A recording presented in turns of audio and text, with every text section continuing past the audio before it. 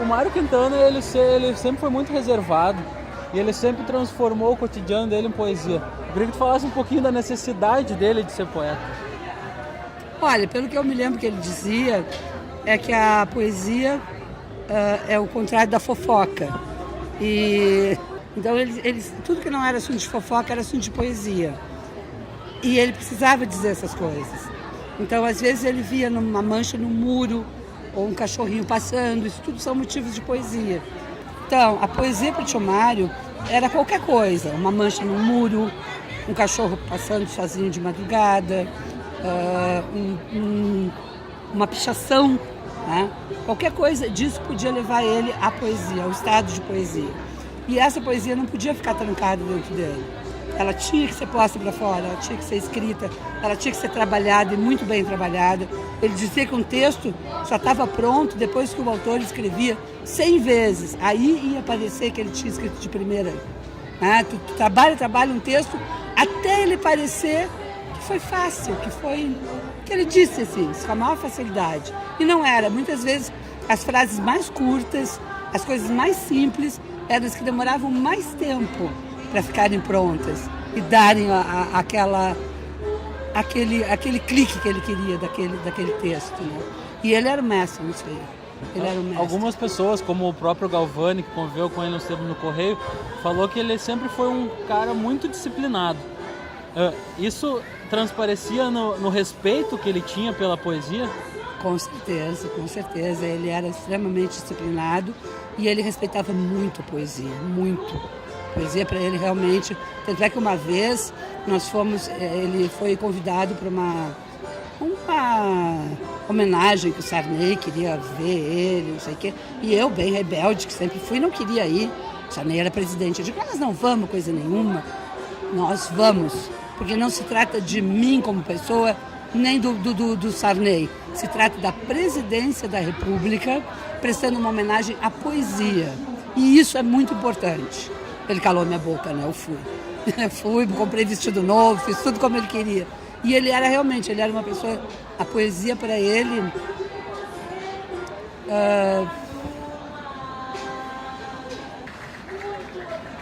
ele dedicou tudo à poesia, né? Então, claro que era uma coisa de muito respeito. E ele era engraçado, porque ele era uma pessoa que quem falava com ele, quem via ele, achava ele completamente... Não existe disciplina. Essa disciplina que falam, tem gente que fala, como assim? Mas ele era tão destrambelhado. Não, o tio Mário, quando se tratava de poesia, olha, era uma pessoa séria, disciplinada. Ele não era assim de ter o horário de escrever, eu escrevo das 9 às 11, não. Mas se ele pegava um poema, aquele poema era trabalhado até o fim, até ele conseguir fazer com que o poema dissesse aquilo que ele queria que o poema dissesse. Apesar de ele não ter a nomenclatura que alguns escritores como o Scler tiveram, ele sempre muito respeitado como o melhor. Todas as pessoas que eu falei, ele é respeitado como o melhor. Como ele via esse respeito do público dele? Sabe que ele não entendia muito a fama dele? O tio Mário ficou famoso muito tarde. Então ele não entendia muito. Às vezes a gente saía para passear, caminhar no centro aqui, e alguma pessoa parava, e daí, Mário, não sei o quê, como é que tu tá? A primeira pessoa saía, ele perguntava para mim, quem é? Não sei, tio, não sei quem é. Como que tu não sabe quem é? Eu não sei quem é, tio, é um fã seu. Como um fã meu? Alguém que lê sua poesia, gosta do senhor, gosta do que o senhor escreve.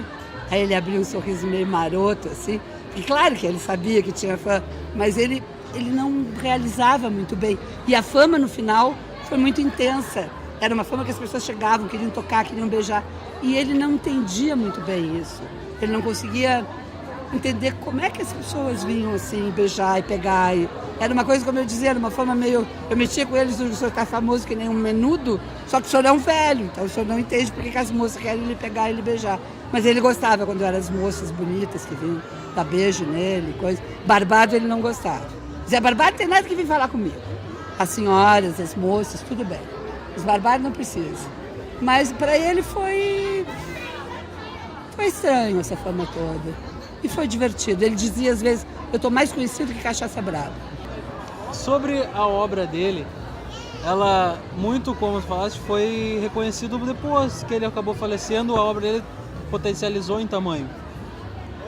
Essas obras que são lançadas, como a Dulce, que tem propriedade por ter vivido uns anos, elas conseguem atingir o Mário que tu conheceu na intimidade? Olha, esse livro que a Dulce fez foi feito com muito carinho, muito amor. Está muito bom, é um livro bom para quem... Por exemplo, quando chega uma pessoa para mim e diz, eu quero ler Mário, não conheço nada, por onde é que eu começo? Muitas vezes eu indico esses livros de melhores poemas, porque tem um apanhado de toda a obra, então a pessoa não vai começar por um livro mais difícil, ou mais... Vai ter esse apanhado de toda a obra. E eles são importantes, sim, esses livros, porque ele passou a ser conhecido, a poesia passou a ser mais valorizada depois que ele morreu, até porque as pessoas tinham muito aquela coisa do velhinho engraçado. Ele era um velhinho engraçado. Depois que ele morreu, a poesia dele passou a ser mais importante que a figura dele. E isso foi muito bom para a poesia. E ele continua vendendo bem, graças a Deus, mais até do que quando ele era vivo, que isso é uma injustiça com os autores, mas acontece. E eu sou muito feliz de ser sobrinha dele, sou muito orgulhosa, sou muito faceira com isso tudo. Normalmente, ele não gostava de inserir a obra dele dentro do contexto contextual, por exemplo, a poesia. Ele não gostava, ele premiava os poetas engajados de 30, 40, mas ele não gostava de se definir. Ele não sabia a definição que ele tinha, ou ele não queria que as pessoas conhecessem ele por alguma coisa? Ele dizia que a poesia engajada explorava os operários e as classes operárias e trabalhadoras, explorava literariamente, enquanto os patrões exploravam economicamente. E que não era coisa dele fazer isso, e que ele não ia nunca se forçar a fazer uma coisa que não estava nele. Né? Ele dizia muitas coisas sobre isso, e ele dizia que a poesia engajada era muito importante, tanto é o Castro Alves, que fez maravilhas, com uma poesia completamente engajada, mas uma poesia de qualidade. Ele dizia que uma boa causa não salva um mau poema. Não adianta pegar uma boa causa e fazer um poema enorme e achar que todo mundo tem que gostar porque tem uma boa causa. Não, então vai ser vereador, ele dizia, vai ser deputado, vai ser... Né? E para de incomodar, deixa a poesia em paz. E é bem isso, né? Uma boa causa não salva um mau poema. Isso ele dizia, era uma frase dele com todos os pontos e vírgulas. Uma boa causa não salva um mau poema. Porto Alegre era o lugar de Mário Quintana? Com certeza, era a cidade dele. Ele dizia, é meu céu e é meu chão. Quando a gente saía, viajava, um pouco que viajava para Rio, São Paulo. Quando ele voltava, a gente saía para caminhar no centro. Ele ia caminhando, ele chegava a cantar caminhando e olhando. Ele, olha meus pés como estão felizes de pisar. Era o chão dele, era o céu dele. Porto Alegre era a paixão do tio Mário. O Mário Quintana, ele amava Cecília Meirelles ou ele tinha uma afinidade poética com ela? Ele dizia, todos nós, que era uma turma de vários escritores, éramos apaixonados pela Cecília. Ele foi apaixonado pela Cecília enquanto mulher e respeitava a Cecília como poeta. Ele dizia que poetisa era mulher prendada. Essa coisa de poetisa não existia. Ou tu é poeta ou tu não é. E a Cecília, ele dizia, Cecília é um grande poeta. Ele botava até no masculino, assim, é um grande poeta. E ponto. Mas eles eram apaixonados pela Cecília e um grande amor da vida do tio Mário foi Cecília Meirelles. Tanto é que quando ela morreu, o marido da Cecília mandou um retrato para ele, autografado por ele, botou uma dedicatória bem bonita. Aí depois ele pediu para mim enquadrar esse livro, enquadrar esse retrato, tirar a dedicatória de trás, foi super difícil, passar para frente para poder enquadrar e deixar a dedicatória do marido. E ele escreveu aquele poema que é para Cecília. Senhora, eu vos amo tanto que até por vosso marido me dá um certo quebranto.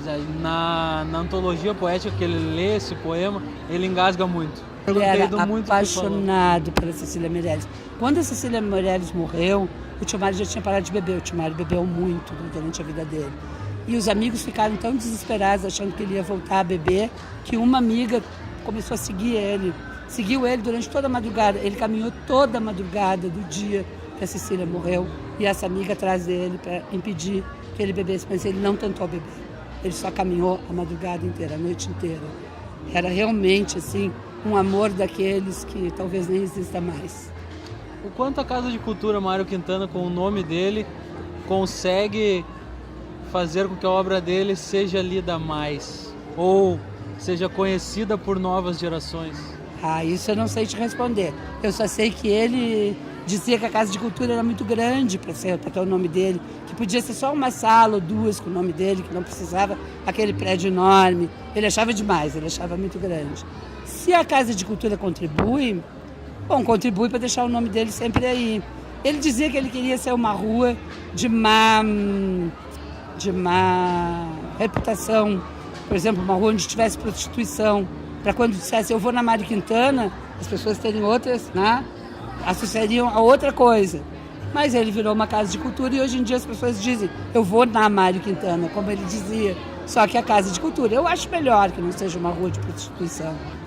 E eu acho que só o fato dela estar sempre ali, a casa de cultura, deve ajudar as pessoas, quem sabe, a quererem saber o que esse velho escreveu, o que esse homem escreveu, por que ele tem essa casa enorme aqui, com essa cor de iogurte de morango, né? Aquela casa cor-de-rosa imensa. Deve algumas pessoas, eu acho, que partirem para ler, para saber quem era. Eu espero, eu quero crer, porque eu também acho que as pessoas estão lendo cada vez menos. Vamos ver, vamos ter fé na humanidade, né? Ele tinha tanta fé nas pessoas, por que eu não vou ter? Por que ele gostava de provocar tanto na obra dele? Ah, porque ele era maravilhoso. Ele dizia que um adolescente que não se rebela não cresce. Ele era a favor das rebeldias, ele era um homem de rebeldias. E provocar é uma coisa de rebeldes. E ele, apesar de ser um cara que todo mundo, no final, dizia enquadrado, não sei o quê, Tio Mário era uma pessoa que provocava muito. Eu fui numa palestra lá em São Paulo e o cara falando de, porque ele não era engajado, porque ele era alienado. Aí o cara disse assim, alguém já notou que ele escreveu uma coisa na época da ditadura? Que ele escreveu, mas chegará um dia que os militares inventarão um projétil tão perfeito, mas tão perfeito, que dará a volta ao mundo e os pegará por trás. Então esse cara, não me lembro agora o nome dele, é uma pena, mas ele fez uma palestra tão bonita mostrando o quanto na obra dele tinha coisas para todas as coisas que as pessoas dizem que não tem. Ele falava de ditadura, ele falava nas guerras, ele falava numa série de coisas, mas do jeito dele, da maneira dele, muitas vezes até tirando sarro disso, debochando, sendo sarcástico. Tinha bastante sarcasmo na obra dele, a maneira dele ver as coisas. Ele era uma pessoa que não é que fosse sarcástica, mas se utilizava do sarcasmo. Eu até nem sei se a figura certa é sarcasmo. Cinismo não é. Eu acho que é sarcasmo. A literatura infantil era um modo dele semear um mundo diferente? Que pergunta. Como é que eu vou saber? Eu acho que sim. Eu acho que sim. Pé de Pilão é uma obra maravilhosa, muito bem escrita. Eu acho que sim, eu acho que era uma maneira dele iniciar as crianças na poesia, com certeza. E hoje morreu Manuel de Barros, um outro grande poeta maravilhoso, morreu hoje, aos 97 anos, e eu quero fazer a minha homenagem. Hoje, dia 13 de novembro de 2014. Mais um grande poeta que se foi, um dos grandes mesmo. Tio Mário gostava dele.